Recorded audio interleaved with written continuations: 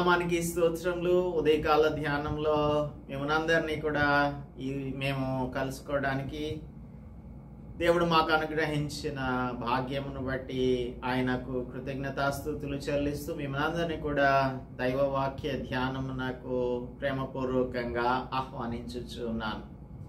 సామెతల గ్రంథం 7వ అధ్యాయంలో తండ్రి కుమారునికి చేయుచున్న 10వ ఉపదేశాన్ని మనం ధ్యానం చేస్తున్నాం. ఇందులో 7 వచనాల వరకు ఇప్పుడు మనం ధ్యానం చేసి ఉన్నాం. ఇప్పటి వరకు ధ్యానం చేసి ఉన్నాం. ఈరోజు 8వ వచనం నుంచి ధ్యానం చేయడానికి దేవుని యొక్క సహాయం కోసం ప్రార్థించుకుందాం. Let's pray. పరిశుద్ధుడా, మా ప్రియ ప్రభువా, మా రక్షక, ఈ లోకంలో మేము జీవించుచుండగా బుద్ధి కలిగిన వారముగా జీవించుటకు, జ్ఞానం కలిగిన వారముగా జీవించుటకు మాకందరికీ కూడా మీరు కృప చూపించండి తండ్రి. ప్రతి ఉదయకాలమందు కూడా మీ పాదముల చెంతకు వచ్చి మీ మాటలను మేము నేర్చుకొనుటకు మాకు ఇస్తున్న ఎన్నో తరుణములను బట్టి మీకు స్తుతులు చెల్లిస్తున్నాం. మమ్మల్ని మీ స్వరూపంలోనికి మార్చుకోవడానికి, మమ్మలను ట్రాన్స్ఫార్మ్ చేయడానికి మీరు ఎంతగానో ప్రభువా పరిశుద్ధాత్మని ద్వారా సహాయం చేస్తున్నారు. ఈ ఉదయకాలం అందు కూడా మీరు మాతో మాట్లాడమని క్రీస్తు యేసు పరిశుద్ధ నామంలో ప్రార్థిస్తున్నాం తండ్రి. ఆమేన్. ఇజ్రాయేలీయుల యొక్క రాజుగాను, మ్యాజిస్ట్రేట్ గాను సాల్మన్ అనేకమైన విషయములను అబ్జర్వ్ చేస్తూ ఉన్నాడు. ఇప్పుడు ఈ 7వ అధ్యాయం 7వ వచనంలో మనం చూసాము. 6వ వచనంలో నా ఇంటి కిటికీలో నుండి, నా అల్లిక కిటికీలో నుండి నేను పార చూడగా, అంటే he looked outside observing the things around his palace. అప్పుడు జ్ఞానము లేని వారి మధ్యను అని అంటే కొన్ని ట్రాన్స్లేషన్స్లో నాయివ్ అని ఉంటుంది. నాయివ్ అంటే an inexperienced person or a simple person or who is lacking in wisdom. జ్ఞానము లేనటువంటి వారిలాగా కనిపించేటువంటి వాడు. జ్ఞానము లేని వారి మధ్యను అంటే those who are not wise, జ్ఞానము లేని వారి మధ్యను, యవ్వనుల మధ్యను బుద్ధి లేని పడుచువాడు ఒకడు నాకు కనబడెను. బుద్ధి లేని పడుచువాడు ఒకడు నాకు కనిపించాడు. సో ఎప్పుడైతే తాను అబ్జర్వ్ చేస్తున్నాడో అప్పుడు ఈ బుద్ధి లేని వాడు కనిపించాడు. అయితే వీడేం చేస్తున్నాడు? సంధ్య వేళ అంటే ట్వైలైట్లో, ప్రొద్దుగుంకిన తర్వాత చిమ్మ చీకటి గల రాత్రి వేళ వాడు జారస్త్రీ సందు దగ్గరనున్న వీధిలో తిరుగుచుండెను. దాని ఇంటి మార్గమున నడుచుచుండెను. ఈ బుద్ధి లేని పడుచువాడు, బుద్ధి లేని యవ్వనస్తుడు ఏం చేస్తున్నాడంటే, he was passing through the street near her corner and he was walking along the direction of her house. ఆమె ఒక చోట ఉంటుంది, జారస్త్రీ సందు దగ్గరనున్న వీధిలో తిరుగుచున్నాడు, దాని ఇంటి మార్గమున నడుచుచున్నాడు. This is reckless action. ఇది నిర్లక్ష్యమైనటువంటి నడత అని చెప్పచ్చు. This is a reckless action contrary to the exhortation or the warning given by Solomon in chapter 5 verse 8. 5:8లో ఏం చెప్తున్నాడు? జారస్త్రీయుండు ఛాయకు పోక ఆ ఛాయకే పోవద్దని. Don't go near her house. జారస్త్రీయుండు ఛాయకు పోక నీ మార్గం దానికి దూరం చేసుకొనుమో. దాని ఇంటి వాకిట దగ్గరకు వెళ్ళకము. జారస్త్రీ ఉండు ఛాయకు పోవద్దు, నీ మార్గం దూరం చేసుకో, దాని ఇంటి వాకిటి దగ్గరకు వెళ్ళకము. వెళ్ళిన ఎడల పరులకు నీ యవ్వన బలం, క్రూరులకు నీ జీవితకాలం ఇచ్చేస్తావురా బాబు అని చెప్తున్నాడు. జార స్త్రీయుండు ఛాయకు పోకూడదు, దాని ఇంటి వాకిట దగ్గరకు పోకూడదు అని చెప్పాడు. ఇక్కడ ఈ బుద్ధి లేని పడుచువాడు సంధ్యవేళ ప్రొద్దుగ్రొంకిన తరువాత చిమ్మ చీకటి గల రాత్రి వేళ అక్కడికి వెళ్ళవలసిన అవసరం ఏంటి? we can apparently understand his intention. ఏ ఉద్దేశంతో అటువైపు వెళ్ళాడు అనే దానిని మనం అర్థం చేసుకోవచ్చు. he went there thinking that the woman or this lady, this immoral woman would satisfy his lust. తన శరీరాశను తీర్చుతుంది, దురాశను తీర్చుతుంది అనే ఉద్దేశంతో అక్కడికి వెళ్ళాడు. అయితే he is considered foolish. అందుకే ఏమంటున్నాడు? వాడు ఎలాంటి వాడు? బుద్ధి లేని పడుచువాడు అని అంటున్నాడు. ఈ యవనస్తుడు, ఈ బుద్ధి లేని పడుచువాడు ఎలాంటి వాడంటే, మనం నిన్నటి దినమందు మాట్లాడుకున్నాము, వాని యొక్క భావోద్వేగాలను నియంత్రించుకోలేనటువంటి వాడు. సో అదుపులేని భావోద్వేగాలు ఉంటే అది నాశనకరమైన పరిస్థితులలోనికి తీసుకువెళ్తుంది. సో ఈ యవనస్తుడు తన యొక్క శరీరాశను నియంత్రించుకోవడం లేదు. తండ్రి చెప్పిన మాటలను వినడం లేదు. చాలామంది ఉంటారు. శాంసన్ లాంటి వాళ్ళు జడ్జెస్ చాప్టర్ 16 చూస్తే, జడ్జెస్ చాప్టర్ 16 న్యాయాధిపతుల గ్రంథం 16వ అధ్యాయంలో మొదటి వచనం చూద్దాం. Judges chapter 16 verse 1.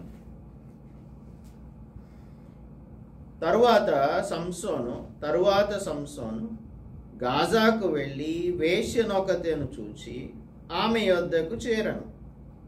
ఇక్కడికి వెళ్ళకూడదన్న సంగతి తనకు తెలుసు. ఫిలిస్తీయులు తనను చంపడానికి చూస్తున్నారన్న సంగతి తెలుసు.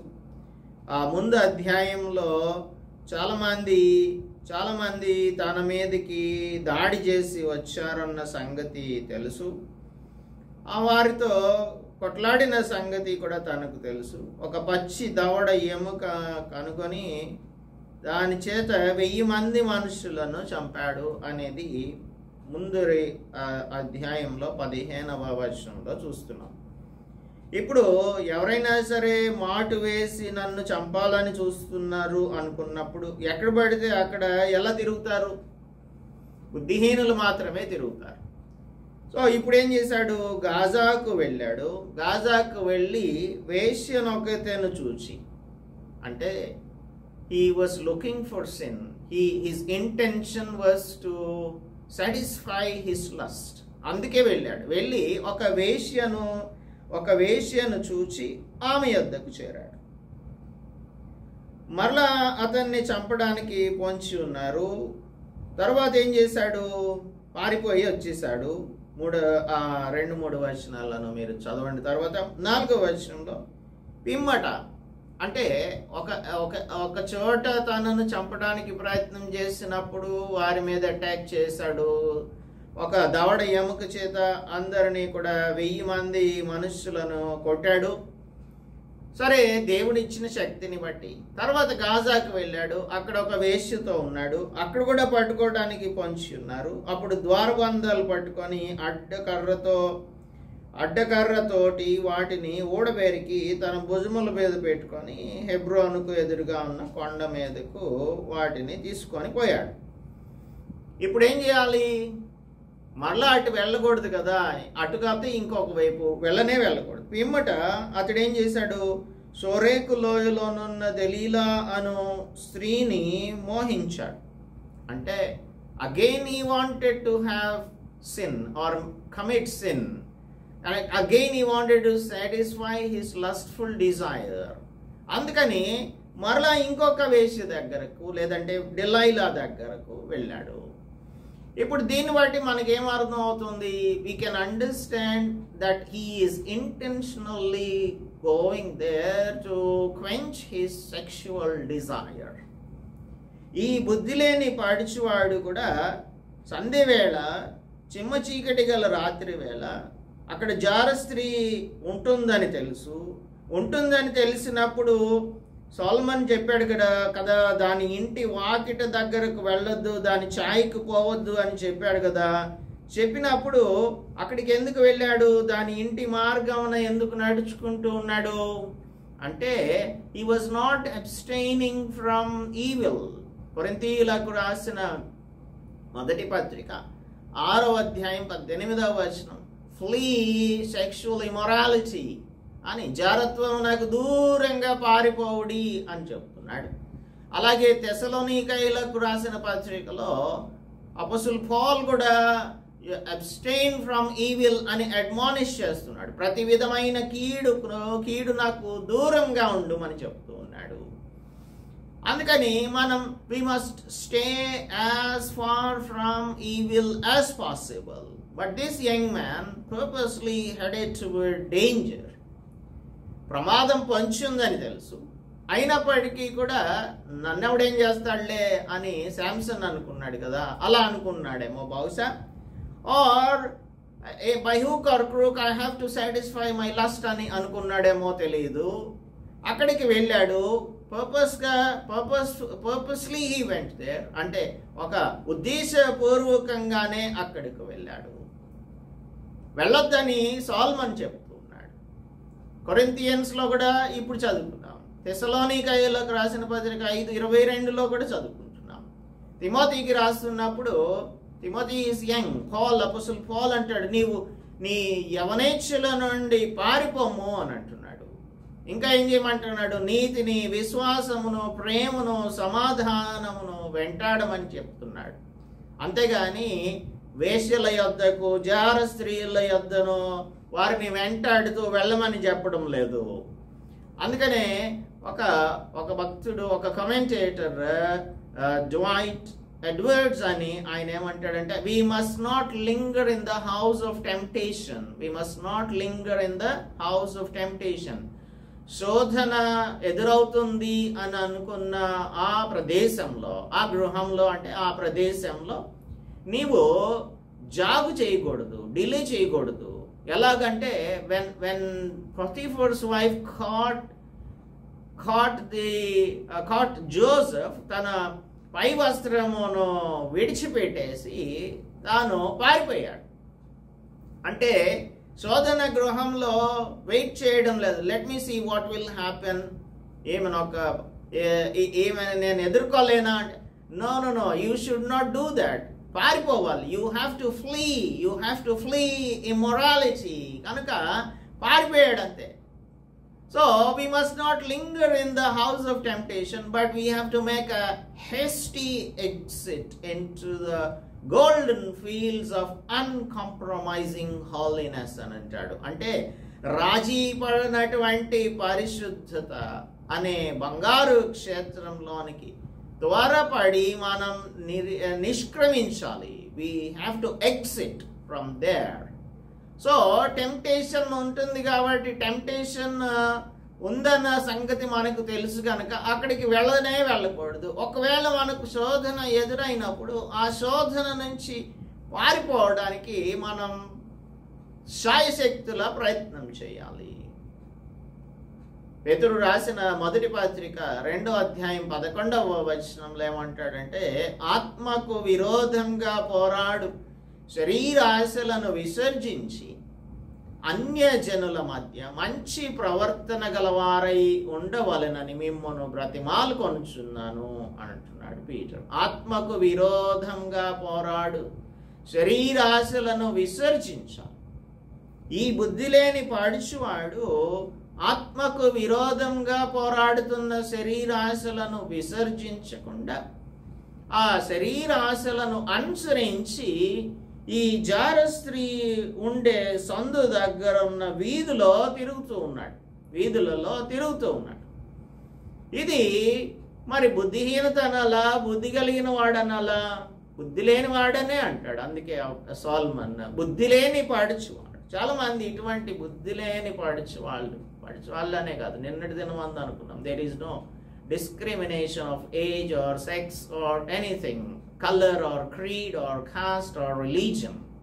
కనుక ఈ శోధన దగ్గరకు వచ్చేవాటికి ఎటువంటి తారతమ్యం లేదు. పెద్దవాళ్ళు, చిన్నవాళ్ళు, పిల్లలు, యవనస్తులు, స్త్రీలు, పురుషులు, నల్లవారు, తెల్లవారు, ఎవరు డిస్క్రిమినేషన్ లేదు. అందరూ కూడా సాతాను యొక్క శోధనలో మరి ఎదుర్కోవాల్సి ఉంటుంది. అప్పుడు మనం పారిపోవాల్సి ఉంటుంది.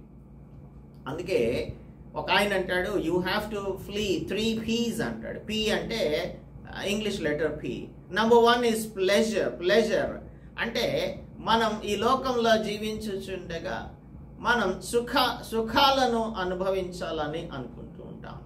అయితే ఈ శరీర సుఖమును గురించి ఇక్కడ pleasure for food, pleasure for drink, pleasure for sex, వీటిని మనం విడిచిపెట్టాలి. కాబట్టి lust for food, lust for drink and lust for sex, ఇది మనం విడిచిపెట్టాల్సి ఉన్నది. These are all pleasures of, or you can say ఇవన్నీ కూడా శరీరాశలు.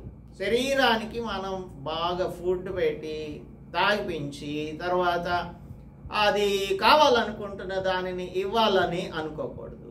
రెండవది పవర్, అధికారం. ఇది ఏం చేస్తుందంటే ఎవరైనా సరే చూడండి, ప్రపంచంలో, మన దేశంలోనే కాదు, ప్రపంచంలో ఎక్కడైనా సరే అధికారం కోసం ప్రాకులాడేటువంటి వారు ఇతరుల మీద అసూయ పడుతూ ఉంటారు, ఇతరుల మీద నిరారోపణ చేస్తూ ఉంటారు, ఇతరులతో వాగ్వాదాలు పెట్టుకుంటూ ఉంటారు. మనం చూస్తుంటాం కదా, అధికార పార్టీకి ప్రతిపక్ష పార్టీకి ఎప్పుడైనా సరే పడుతుందా, వారికి ఏమాత్రం పసుకుంది. అసూయ, ద్వేషం, కలహం, ఇవన్నీ కూడా ఉంటూ ఉంటాయి. ఎప్పుడు కూడా వివాదాలే ఉంటూ ఉంటాయి. ఏ ప్రతిపక్షం వారు అధికార పార్టీని మెచ్చుకోరు, అధికార పార్టీ ప్రతిపక్ష పార్టీని మెచ్చుకోరు. సో అధికారం కోసం మనం ఆశపడకూడదు, దీని నుంచి దూరంగా పారిపోవాలి. తర్వాత పొజిషన్స్, మనకున్నటువంటి ఆస్తిపాస్తులు, ఇవన్నీ కూడా ఏంటంటే మనం if we start earning for it, దాని కొరకు మనం ఆశపడుతున్న కొలది ఇంకా కావాలని అనిపిస్తూ ఉంటుంది. కాబట్టి ఒక కన్సిడరబుల్ అమౌంట్ని సంపాదించిన తర్వాత దీంతో సరిపెట్టేసుకుందాంలే అని అనుకోరు ఎవరు. ఇంకా మనకు కావాలి, లగ్జూరియస్గా బ్రతకాలి అని చెప్పి అనుకుంటూ ఉంటారు. వైన్ గ్లోరీ కావాలని అనుకుంటూ ఉంటారు. అందుకని ఈ 3 P's ని మనం పారిపోవాలి, వీటి నుంచి పారిపోవాలి. Here this young man is not fleeing sexual immorality, pleasure of life కావాలని అనుకుంటున్నాడు. అందుకని ఇతను వెళ్ళకూడనటువంటి ప్రదేశంలోనికి వెళ్ళాడు. ఇప్పుడు ఈ ప్రావర్బ్స్ చాప్టర్ 7లో మనం చూస్తున్నటువంటి విషయాలను ఒక 5 విభాగాలుగా ఒక అతను చెప్పాడు. అంటే 5 ఎగ్జాంపుల్స్ ఇస్తున్నాడు. అది ఒక వ్యక్తి వీధిలో నడుస్తూ గుంటలో పడిపోయిన తర్వాత చాలా స్ట్రగుల్ అయ్యి అతి కష్టం మీద బయటకు వచ్చాడు. ఇంకొక వ్యక్తి తాను ఒక వీధిలో నడుస్తున్నాడు, గుంటలో పడిపోయాడు. ఆ గుంటను చూడలేనట్టుగా నటించి మొత్తానికి లేచి అక్కడి నుంచి వెళ్ళిపోయాడు. మొట్టమొదటి వ్యక్తి అతి కష్టం మీద బయటకు వచ్చాడు, స్ట్రగుల్ అయ్యి. రెండవ వ్యక్తి గుంటను చూడలేదన్నట్టుగా నటించి అక్కడి నుంచి లేచి వెళ్ళిపోయాడు. మూడవ వ్యక్తి అదే వీధిలో వెళ్తూ గుంటలో పడి అది తన తప్పిదం కాదు అని చెప్పి అనుకున్నాడు. నేను పడిపోయానంటే ఇది నా తప్పిదం కాదు అని చెప్పేసి అనుకొని లేచి వెళ్ళిపోయాడు. నాలుగో వాడు ఏం చేశాడు, అక్కడ గుంట ఉందని తెలిసి కూడా దాని చుట్టూనే తిరుగుతూ దానిలో పడ్డాడు. ఇప్పుడు అలాంటి వాడే ఇక్కడ ఉన్నటువంటి వాడు. అక్కడ ఒక జారస్త్రీ ఉందని తెలుసు, ఆ జారస్త్రీ ఉన్న ఛాయకు పోకూడదని తెలుసు, దాని ఇంటి వాకిట దగ్గరకు వెళ్ళకూడదని తెలుసు, అయినా కూడా ఆ సందు దగ్గరనున్న వీధిలో తిరుగులాడుచూ ఉన్నాడు, దాని ఇంటి మార్గమున నడుస్తూ ఉన్నాడు. దీన్ని బట్టి మనం ఏమనుకోవాలి, మనం అసలు చేయవలసింది ఏంటి, అక్కడ గుంట ఉంది కాబట్టి ఇంకొకడు ఏం చేశాడంటే బుద్ధిమంతుడైనటువంటి వాడు గుంట ఉందని తనకు తెలుసు కనుక ఆ వీధిలో వెళ్లకుండా వేరే వీధిలో నుంచి వెళ్ళిపోయాడు. మనకెందుకు వచ్చింది, అక్కడ గుంట ఉంది. అలాగే ఇప్పుడు మనం ఏం చేయాలి, ఈ పడుచువాడు ఏం చేయాలి, ఆ జారస్త్రీ ఉన్న సందు దగ్గరికి వెళ్ళకుండా వేరే సందులో నుంచి వెళ్ళిపోవాలి, వేరే వీధిలో నుంచి ఎగ్జిట్ అయిపోవాలి. అలా కాకుండా తాను అక్కడికి ఇంటెన్షనల్గా వెళ్ళాడు. వాడు జారస్త్రీ సందు దగ్గర ఉన్న వీధిలో తిరుగుతూ ఉన్నాడు. ఇప్పుడు ఒక జడ్జ్మెంట్ ఏంటి, తీర్పు ఏంటి అనేది జాన్ చెప్తూ ఉన్నాడు. 3వ అధ్యాయం 19వ వచనం 20వ వచనం చూసినట్టయితే ఈ చీకటిలో నడిచేటువంటి వారి సంగతి మాట్లాడుతూ ఉన్నాడు. Let's see John chapter 3 verse 19 and 20. ఆ తీర్పు ఇదే, అంటే ఆయన యందు విశ్వాసం ఉంచువానికి తీర్పు తీర్చబడదు. విశ్వసింపని వాడు దేవుని అద్వితీయ కుమారుని నామమందు విశ్వసించలేదు కనుక వానికి ఇంతకు మునిపే తీర్పు తీర్చబడను. ఆ తీర్పు ఏంటి, వెలుగు లోకంలోనికి వచ్చను గాని తమ క్రియలు చెడ్డవైనందున మనుష్యులు వెలుగును ప్రేమింపక చీకటినే ప్రేమించిరి. వెలుగును ప్రేమించక ఎందుకు అంటే వారి క్రియలు చెడ్డవైనందున. ఈ పడుచువాని యొక్క క్రియలు చెడ్డవైనందున ఇతను చీకటిలో బయలుదేరాడు, వెలుగులో వెళ్ళలేదు. మనుషులు వెలుగును ప్రేమింపక చీకటినే ప్రేమించినట్టుగా ఈ యవనస్తుడు చీకటినే ప్రేమిస్తున్నాడు. దుష్కార్యము చేయు ప్రతివాడు వెలుగును ద్వేషించును, తన క్రియలు దుష్క్రియలుగా కనబడకుండునట్లు వెలుగునొద్దకు రాడు. సత్యవర్తనుడైతే తన క్రియలు దేవుని మూలముగా చేయబడి ఉన్నవని ప్రత్యక్షపరచబడినట్లు వెలుగునొద్దకు వస్తాడు. సో చీకటి ఎప్పుడు కూడా మనం చేసే కార్యాలను దాచిపెట్టదు. దేవుని యొక్క దృష్టిలో 139వ కీర్తనలో కీర్తనకారుడు చెప్తున్నాడు, 139 సామ్లో. లెట్స్ సీ 139 సామ్ 139వ కీర్తనలో ఏం చెప్తున్నాడంటే 12వ let us see 11 and 12 verses. 139 11 and 12 verses. కొంచెం ముందు చదువుతున్నాను 11 నుంచి. అంధకారము నన్ను మరుగు చేయును, నాకు కలుగు వెలుగు రాత్రి వలె ఉండునని నేను అనుకొనిన ఎడల చీకటి అయినను నీకు చీకటి కాకపోవు. వీడేం చేస్తున్నాడు, ఈ కుర్రాడు, ఈ యవనస్తుడు ప్రొద్దుగుంకిన తరువాత చిమ్మ చీకటి గల రాత్రి వేళ ఎవరు తనను చూడట్లేదని అనుకున్నాడేమో, తన తండ్రి చూడట్లేదు అనుకున్నాడేమో, దేవుడు చూడట్లేదు అనుకున్నాడేమో. అందుకని కావాలని ఈ జారస్త్రీ ఉన్నటువంటి ప్రదేశమునకు వెళ్తూ ఉన్నాడు. చీకటి అయినను నీకు చీకటి కాకపోవును, రాత్రి పగటి వలె నీకు వెలుగుగా ఉండును. చీకటియు వెలుగును ఏకరీతిగా ఉన్నాయి. దేవుని దృష్టిలో చీకటి వెలుగు రెండు కూడా ఏకరీతిగా ఉంటాయి. అందుకే మనం చాలా జాగ్రత్తగా ఉండాలి. దేవుడు మనలను చూస్తున్నాడన్న సంగతి మనం ఎల్లప్పుడూ కూడా జ్ఞాపకం ఉంచుకోవాల్సి ఉంటుంది. అందుకే రోమియోలకు రాస్తున్నప్పుడు రోమన్స్ చాప్టర్ 13 verse 12లో 13 and 12లో అపోస్తలుడు పౌలు ఏమంటున్నాడు, రాత్రి చాలా గడిచి పగలు సమీపంగా ఉన్నది కనుక మనము అంధకార క్రియలను విసర్జించి తేజస్ సంబంధమైన యుద్ధోపకరణములను ధరించుకొందము. రాత్రి చాలా గడిచి పగలు సమీపంగా ఉంది కనుక అంధకార క్రియలను విసర్జించి తేజస్ సంబంధమైన యుద్ధోపకరణములను మనం we have to put on the armor of light అని అంటున్నాడు. So let us lay aside the deeds of darkness and put on the armor of light.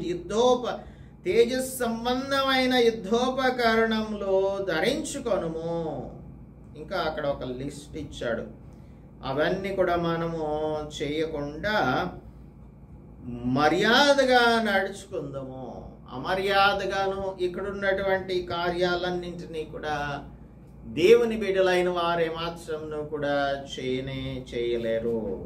ఎఫెసీయులకు రాస్తూ 5:11 అపొస్తలుడు పౌలు ఏమంటున్నాడంటే 11వ వచనంలో, ఏలయనగా అట్టి క్రియలు చేయువారు రహస్యమందు జరిగించు పనులను గూర్చి మాట్లాడుటయైనను అవమానకరం.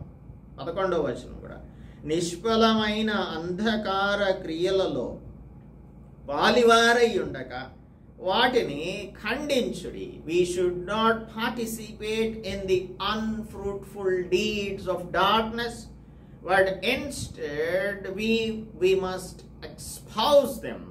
వాటిని మనం ఎక్స్పోజ్ చేసే వారంగా ఉండాలి. చాలాసార్లు ఇటువంటి రహస్యమైనటువంటి పనులు గురించి పరిశుద్ధులైనటువంటి వారు మాట్లాడుతూ ఉంటారు. ఇది మనకు తగనటువంటిది, అవమానకరమైనటువంటిది అని కూడా అపొస్తలుడు పౌలు మనకు జ్ఞాపకం చేస్తూ ఉన్నాడు. సరే, ఈ వీధిలో తిరుగుచూ ఉన్నప్పుడు ఒక అంతటా వేశ్యావేషము వేసుకొనిన కపటం గల స్త్రీ ఒకటి వానిని ఎదుర్కొనవచ్చును. వేశ్యావేషం వేసుకొనిన అంటే ఈ వేశ్యలకు కొంత ద వే దే డ్రెస్, వారు ధరించుకునే వస్త్రధారణ ఎలా ఉంటుంది అంటే మనకు యెషయా గ్రంథంలో చాలా స్పష్టంగా 3వ అధ్యాయంలో చెప్తూ ఉన్నాడు. 16th verse నుంచి ఐజయా చాప్టర్ 3 verse 16లో చెప్తూ ఉన్నాడు. చూడండి, మరియు యెహోవా సెలవిచ్చినదేమనగా, సియోను కుమార్తెలు గర్విష్ఠురాండ్రై మెడ చాచి నడచుచు, ఓరచూపులు చూచుచు, కులుకుతో నడుచుచు, తమ కాళ్ళ గజ్జలను మ్రోగించుచున్నారు. ఎలా ఉంది వీరి యొక్క వేషధారణ, వీరి యొక్క వాళ్ళు చేసేటువంటి పనులు ఎలా ఉన్నాయి? ఇంకా చాలా విషయాలను ఇక్కడ చెప్తూ ఉన్నాడు. అది తర్వాత చదవండి. So they walk with heads high and seductive eyes. తర్వాత వేశ్యావేషం వేసుకోవడం అంటే అదే వేశ్యావేషం వేసుకోవడం. జెరమయాలో or we can go to 2 Kings 2వ రాజుల గ్రంథం 9వ అధ్యాయం 30వ వచనంలో జెజబెల్ కూడా అలాగే కనిపిస్తూ ఉంది. చూడండి, 9:30 ఆఫ్ 2 Kings 9:30. యెజ్రెయేలు ఊరికి వచ్చిన సంగతి యెజబెలు నాకు వినబడిన గనుక ఆమె తన ముఖమునకు రంగు పూసుకొని శిరోభూషణములు ధరించుకొని కిటికీలో నుండి కనిపెట్టుకొని చూస్తుంది. ముఖమునకు రంగు పూసుకొని శిరోభూషణములు ధరించుకొని కిటికీలో నుండి చూస్తుంది. అంటే చక్కగా మేకప్ చేసుకొని, హెయిర్ కలర్ వేసుకొని, ఇంకా ఆమె ఎలా బయలుదేరింది అనే విషయాలు చెప్తూ ఉన్నాడు. ఇది వేశ్యావేషం. వేశ్యావేషం వేసుకొనిన కపటము గల స్త్రీ ఒకటే వానిని ఎదుర్కొనవచ్చును.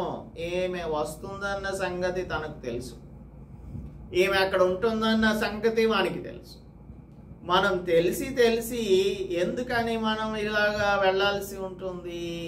తాను నిలుచుచున్నాడని తలంచు ప్రతివాడు పడిపోకుండా జాగ్రత్తగా చూసుకోవాలని కొరింథీయులకు రాస్తున్నప్పుడు అపొస్తలుడు పౌలు చెప్పాడు. ఇక్కడ ఒక వేశ్య ఉంది కాబట్టి ఆ వేశ్య ఉన్న చోటికి వెళ్ళకూడదు అని తాను నిర్ణయించుకోవాలి. కానీ పర్పస్లీ హీ వెంట్ దేర్ అంటే ఉద్దేశపూర్వకంగానే వెళ్ళటం, ఇది తప్పిదం. This is exactly opposite to the warning given by Solomon in 5:8. 5:8లో సొలొమోను హెచ్చరించిన హెచ్చరికను కాదని ఆ హెచ్చరికను పెడచెవిని పెట్టి వెళ్ళడమే. దేవుని యొక్క మాటలను పెడచెవిని పెడితే ఏం జరుగుతుంది? Everything will be disastrous. అదే చెప్పాడు, నీవు వెళ్ళినట్లయితే పరులకు నీ యవ్వన బలమునిస్తావు. 5:9 క్రూరులకు నీ జీవిత కాలముని ఇచ్చేస్తావు.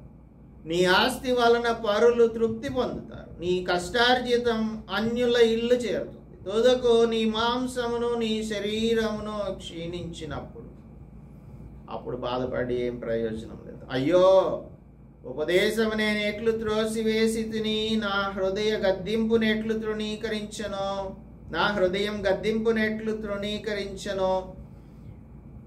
నా బోధకుల మాట నేను వినకపోతిని, నా ఉపదేశకులకు నేను చెవియొగ్గలేదు. నేను సమాజ సంఘముల మధ్య నుండి నన్ను ప్రతి విధమైన దౌష్ట్యమునకు లోబడుట కొంచెమే ఎడమాయనని నీవు చెప్పుకొనుచు మూల్గుచు నుందువు. ముందుగానే దాని యొక్క కాన్సిక్వెన్సెస్ని తెలియచేసినప్పటికీ కూడా పాపం వలన వచ్చు జీతం అని, కాబట్టి మనం యేసుక్రీస్తు ప్రభువు దగ్గరకు వస్తే మన పాపాలను క్షమిస్తారు అని దేవుడు చెప్తూ ఉంటే, పాపం దగ్గరకే పరిగెట్టుకుంటూ వెళ్ళేటువంటి వారిని బుద్ధిహీనులు అనకపోతే ఇంకేమంటాం? అటువంటి బుద్ధిహీనత కలిగినటువంటి వారు ఎవరైతే ఈ వేశ్యా సంఘులు ఉంటారో వారు దేవుని యొక్క రాజ్యంను ఏమాత్రమును కూడా స్వతంత్రించుకొనలేరు. ఇంకా ఒక లిస్ట్ ఉంది. వారందరూ కూడా ఎవరు కూడా దేవుని యొక్క రాజ్యంలోనికి ప్రవేశించరు. మనం దేవుని యొక్క రాజ్యంలో ప్రవేశించాలంటే దేవుని యొక్క ఉపదేశంను ఆలకించే వారంగా ఉండాలి. అందుకు దేవుడు మనకు, మన బిడ్డలకు, యవనస్తులైన మన బిడ్డలకు సహాయం చేయనుగాక ప్రార్థించుకుందాం. పరిశుద్ధుడా, మా ప్రియ ప్రభువా, మా రక్షక, అనేకమైనటువంటి వార్నింగ్స్, హెచ్చరికలు పరిశుద్ధ గ్రంథంలో ఉంటూ ఉన్నాయి. వెలుగు మా మధ్యకు వచ్చినప్పుడు మా క్రియలు చెడ్డవైనందున వెలుగునొద్దకు రాకుండా మేము చీకటిలోనే ఉండాలని అనుకునే పరిస్థితులు అనేక మంది జీవితంలో ఉంటూ ఉన్నాయి. ప్రభువా ఆయన టెంప్టేషన్ వచ్చినప్పుడు ఆ టెంప్టేషన్లో నుంచి పారిపోయే వారంగా మేము ఉండునట్లు మా ఎడల దయ చూపించమని, ఆత్మజ్ఞానమును మాకు అనుగ్రహించమని, మేము పడిపోకుండా జాగ్రత్తగా చూసుకున్నట్లుగా సహాయం చేయమని క్రీస్తు యేసు పరిశుద్ధ నామములో ప్రార్థిస్తున్నాం తండ్రి, ఆమేన్. దేవుని నామానికి స్తోత్రం. అందరికీ కూడా వందనాలు. మన తండ్రి అయిన దేవుని యొక్క ప్రేమ, ప్రభువైన యేసుక్రీస్తు కృప, పరిశుద్ధాత్మ నిత్య సహవాసం ఇప్పుడు ఎల్లప్పుడూ మీకు తోడై ఉండును గాక. ఆమేన్.